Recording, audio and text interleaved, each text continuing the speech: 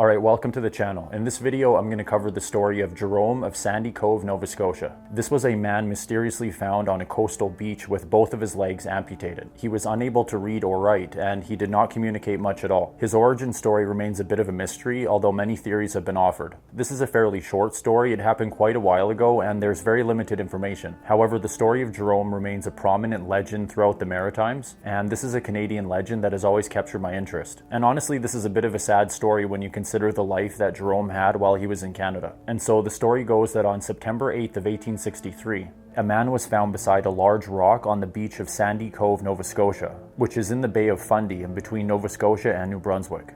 Some sources say that he was found by fishermen, and others say that he was found by an 8-year-old boy named George Colin Albright. It could have been a combination of the two. Perhaps he was found by the boy who then alerted nearby fishermen. The man had both of his legs amputated, and this was clearly done by a skilled surgeon, and his stumps were bandaged and only partially healed. The man was in his 20s, and it was thought that he was perhaps of Mediterranean descent. He was suffering from cold and exposure, and he wasn't able to communicate. Beside him near the rock were a jug of water, a tin of biscuits, and perhaps a tin of bread. Some sources say he was brought to the Albright home in the village of Digby Neck, and other sources say that he was brought to the house of Mr. Gidney in Mink Cove. After being taken home, he was given hot drinks and wrapped in warm blankets. When this man was asked his name, he mumbled something like Jerome, and so that's what he came to be called.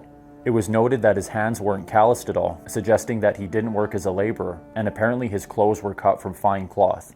He wasn't able to talk much at all, but one source says that when he was asked where he was from, he said the word Colombo. He attracted many visitors who spoke several languages: French, English, Latin, Italian, and Spanish. Jerome wasn't able to communicate much at all, but some people said that his facial expressions suggested that he had some understanding or familiarity with European languages. Jerome would act embarrassed when offered money, but he would accept gifts of tobacco, candy, and fruit. Apparently, he was very fond of children and enjoyed watching them play. Jerome was very wary of certain strangers, and he would sometimes growl like a dog at unwanted guests. Otherwise, it was said that he was quite gentlemanly and easy to care for. Jerome was able to move around on his stumps effectively, but most of the time he would sit in one place. Some sources say that he initially stayed with the Albright family for a few weeks, but they soon struggled with having to support another person. Over time, Jerome would be passed from house to house throughout the community of Digby Neck, and the government of Nova Scotia heard about his story and voted to provide him with a stipend of $2 a week to help with his expenses.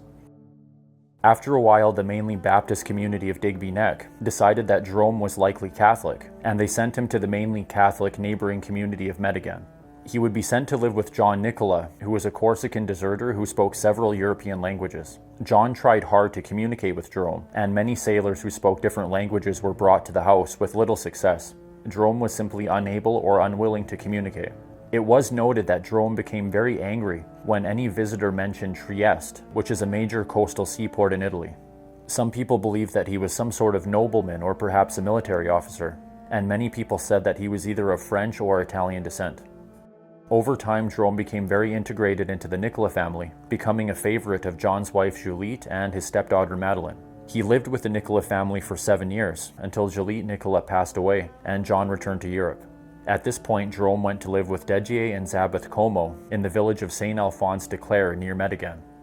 The Comos would go on to use Jerome's fame to their advantage. Over time, he had become a legend throughout the Maritime region of Canada. They would charge admission fees for people to see Jerome, and many people made the trip to visit him. It seems that the Comos did take good care of Jerome, and apparently he lived quite comfortably on the combination of his weekly government stipend and his cut of the admission fees charged by the Comos. Jerome would live with them for the remainder of his life, until he passed away on April 15th of 1912, the same day that the Titanic sank. And so throughout his mysterious life in Nova Scotia, he communicated very little, wrote nothing down, and became a legend throughout the region. To this day, no one knows exactly where Jerome came from. In the year 2000, in the village of Medigan, a memorial plaque to Jerome was built over a false grave. It is still not known with certainty where Jerome was actually buried. Over time, many theories have been offered regarding Jerome's origin story. Some have suggested that he was a sailor who attempted a mutiny and that his legs were cut off as punishment. Others have suggested that he may have been the heir to a fortune and that he had been disposed of by someone seeking his inheritance. Some people have speculated that his difficulties in communicating were linked with brain damage, most likely in the Broca's area, which is the part of the brain that regulates speech. Many people have suggested that Jerome was clearly suffering from PTSD from whatever had happened to him prior to being discovered. In 2008, local historian Fraser Mooney Jr. of Yarmouth, Nova Scotia, published a book entitled Jerome, Solving the Mystery of Nova Scotia's Silent Castaway. In this book, Mooney stated that on the other side of the Bay of Fundy in Chipman, New Brunswick, there was a story from 1859 in which a young foreigner was reported as falling through the ice. He would develop gangrene in both of his legs, and they had to be amputated by a local doctor. He then became known as Gamby because upon awakening he kept calling for gamba, which is the Italian word for leg. According to the story, Gamby became a burden for the people in Chipman, and it was rumored that a passing schooner captain was paid to transport him away, possibly deserting him on Sandy Cove beach on the other side of the Bay of Fundy. There's another version of the story in which a man was a stowaway on a ship, and when he was found, he was sent ashore to New Brunswick, where he worked at a lumber mill. One night, he fell between logs at a mill pond and slept the night in a sawmill completely drenched and cold. In the morning, it was discovered that his legs were frozen and had to be amputated. Mooney's story was controversial. In fact, writer Noah Rickler, who's Mordecai Rickler's son, called his book speculative fiction. However, many people believe that Gamby and Jerome are indeed the same person. There have been some books written about this case, and several plays have been produced covering the story. In 1994, director Phil Como released a film about the story called Jerome's Secret. This movie starred former Canadian Paralympic athlete Denis Lapalme, and it would go on to win several awards. And so to this day, the story of Jerome remains a popular legend in maritime folklore and an interesting Canadian mystery. And honestly, when I first heard the story a couple years ago, it made me a bit sad. It seems like this man had a pretty rough life in Canada, and I just hope he was able to find some sort of comfort during his life in Nova Scotia. Please leave your comments below. I'd be interested to hear what people's thoughts are on the origin story of Jerome. I hope you found this one interesting, and if you haven't already, then please consider subscribing. I typically upload something new at least once a week, and I have a ton of new videos coming up this year. If you want to support the channel, you can buy me a coffee, and there's a link to that below. Thank you for watching. I hope you have a great day, and I look forward to seeing you next time on the Strange North channel.